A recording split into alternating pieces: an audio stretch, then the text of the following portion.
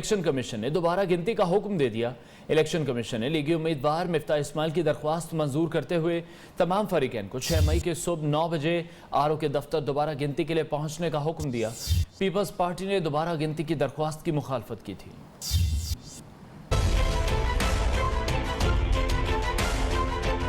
मिफ्ता इस्माइल या कादिर मंदोखेल, MNA कौन बनेगा?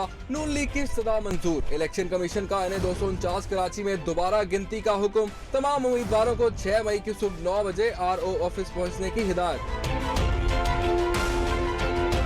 नून लीग ने इलेक्शन कमीशन से NA 249 में बेज़ाब्तियों पर तहकीकात और हल्के में दोबारा पोलिंग की इस्तदा की।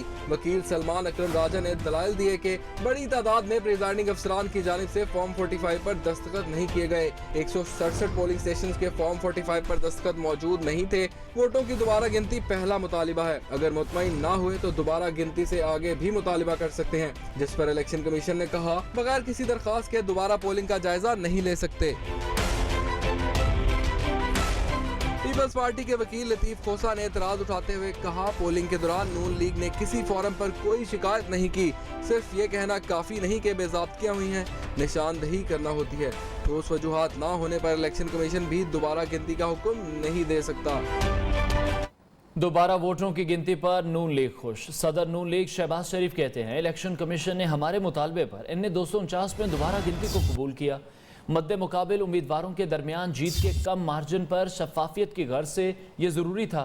नायब सदर नून लीग मरीम नवाज ने कहा, धांधली तो हुई है और ज्यादा देर तक छुपी नहीं रहेगी। दोबारा गिनती या उसके बाद जरूर धांधली पकड़ी जाएगी। NA 249 के अवाम को उनका हक दिलाएंगे। ये अवाम के वोट की इज्जत का सवाल है, कोई मजाक नहीं है।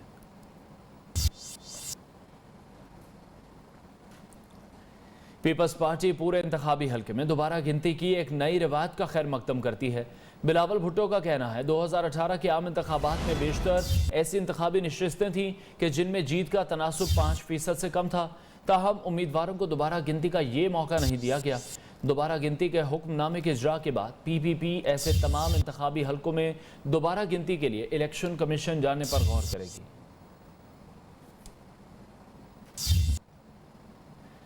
और दोबारा गिनती का कोई फायदा नहीं, हल्के में दोबारा इलेक्शन कराया जाए। हुकूमती जमात तहरीक इंसाफ ने इलेक्शन कमीशन से NA 249 में दोबारा पोलिंग का मुतालबा कर दिया। वजीर इत्तलात फवाद चौधरी कहते हैं, इलेक्शन कमीशन को देखना होगा कि नौबत यहाँ तक क्यों आई। वफाकी वजीर ने बताया, इंतखाबी इस्लाहात के 4 हिस्से हैं। एक इलेक्ट्रॉनिक वोटिंग मशीन और दूसरा ई-वोटिंग, जिससे बैरून मुल्क मुकीम पाकिस्तानियों को वोटिंग का हक मिलेगा। इलेक्शन कमीशन को इख्तियार दिया है कि EVM मशीन इस्तेमाल कर सकेगा।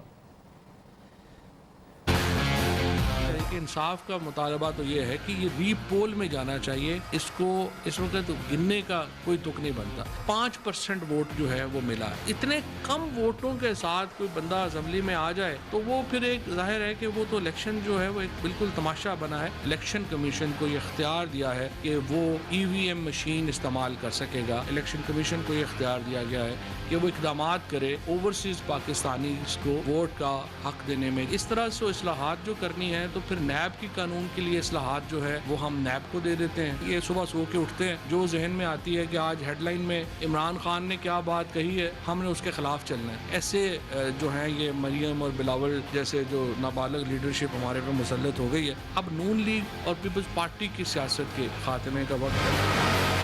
वज़ीर आज़म इमरान खान से कबल army chief general Qamar Javed Bajwa सरकारी दौरे पर सऊदी अरब पहुँच गए। ISPR के मुताबिक दौरे के दौरान सऊदी अरब की सिविल फौजी क़यादत से मुलाकातें करेंगे। आर्मी चीफ उम्रा भी अदा करेंगे। Bureau chief news Islamabad Javed Baloch हमें मज़ीद अपडेट करेंगे। जी जावेद। देखें, army chief general Qamar Javed Bajwa बड़े अहम दौरे पर सऊदी अरब पहुंचे हैं, जहां पर वो न सिर्फ अस्करी क़यादत से मुलाकात करेंगे जो बल्कि जो सऊदी हुकाम है उनसे भी दो तरफा तल्लुकात पर बातचीत होगी, मुलाकातें होगी। ये बात काबिल जिक्र है कि वज़ीर आज़म इमरान खान भी जो है वो आइंदा चंद दिनों बाद सऊदी अरब का दौरा करने जा रहे हैं। तो इससे पहले army chief general Qamar Javed Bajwa वहाँ पहुंचे और वो अहम दौरा कर रहे हैं, मुलाकातें कर रहे हैं। बहुत शुक्रिया। Bureau chief Islamabad Javed Baloch update कर रहे थे।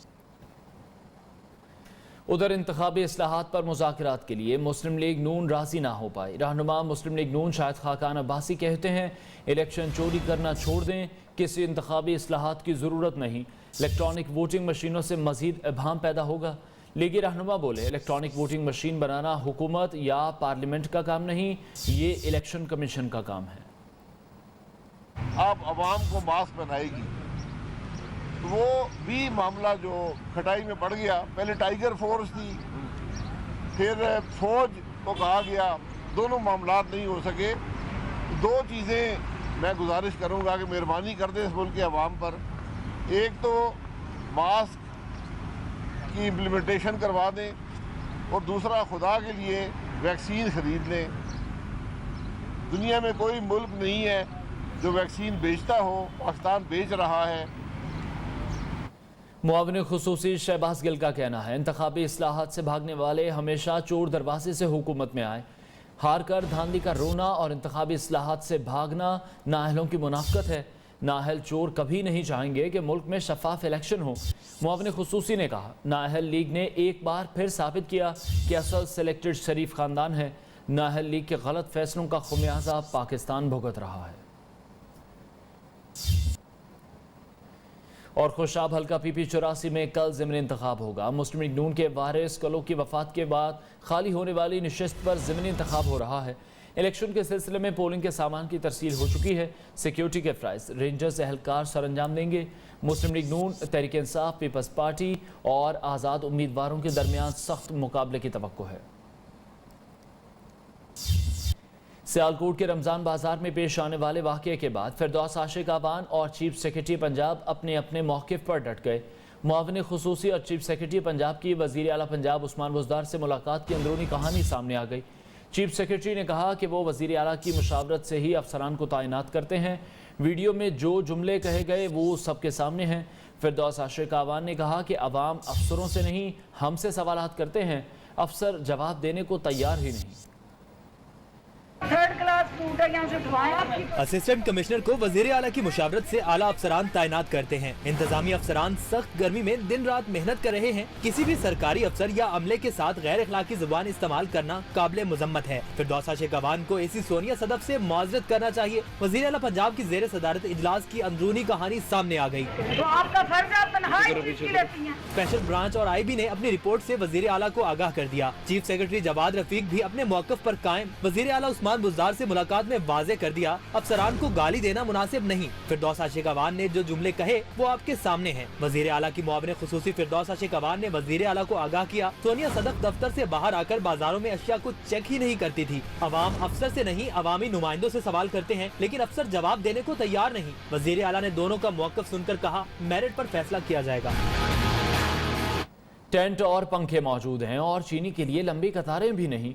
डॉक्टर फिरदौस आशिक आवान लाहौर में रमज़ान बचत बाजार के इंतजामात से खुश हो गईं और assistant commissioner model town Ibrahim Arbab की तारीफ भी की, मगर वार्निंग भी दी कि अब सोना नहीं, खिदमत करनी है। अच्छा काम कर रहे हैं, मैं शाबाश देने आई। ये अच्छा काम है। ये इसी सब की कारकर्दगी कैसी रही? शाबाश देते हैं हमें और जज्बे से काम करें, और ये नहीं है कि ये शाबाश के बाद अगले 10 दिन ये सो जाए। इसको ईद तक जो है कारकर्दगी जो है उसको बढ़ाना है। वज़ीर आज़म की टीम में सिर्फ काम करने वाला ही रह सकता है। मुआविन खुसूसी फिरदौस आशिक आवान ने दो टोक अल्फाज में वाज़े कर दिया। कहती हैं, हुकूमत और ब्यूरोक्रेसी गाड़ी के दो पहियों की हैसियत रखती है। हुकूमत अकेली अवाम के मामलात को नहीं चला सकती। मीडिया से गुफ्तगू में फिरदौस आशिक आवान ने इलेक्शन रिफॉर्म्स में साथ न देने पर अपोजिशन को भी तनकीद का निशाना बनाया, जबकि एजाज चौधरी बोले, ब्यूरोक्रेसी का फ़र्ज़ है कि वह हुकूमती वज़रा के अहकामात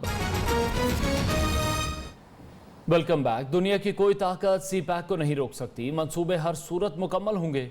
chairman CPAC authority Asim Salim Bajwa की कराची में ताजिरों से गुफ्तगू। बोले, पाकिस्तान 40 साल तक दहशत गर्दी की नज़र रहा, लेकिन अब आगे बढ़ने के लिए पुरज़्म है। CPAC का मगरबी रूट मुकम्मल होने से इलाकाई रवाबित बढ़ेंगे। आसिम सलीम बाजवा ने चीन के साथ मुआशी ताउन बढ़ाने के लिए ताल्लुकात में मज़ीद बेहतरी लाने का ऐलान भी किया।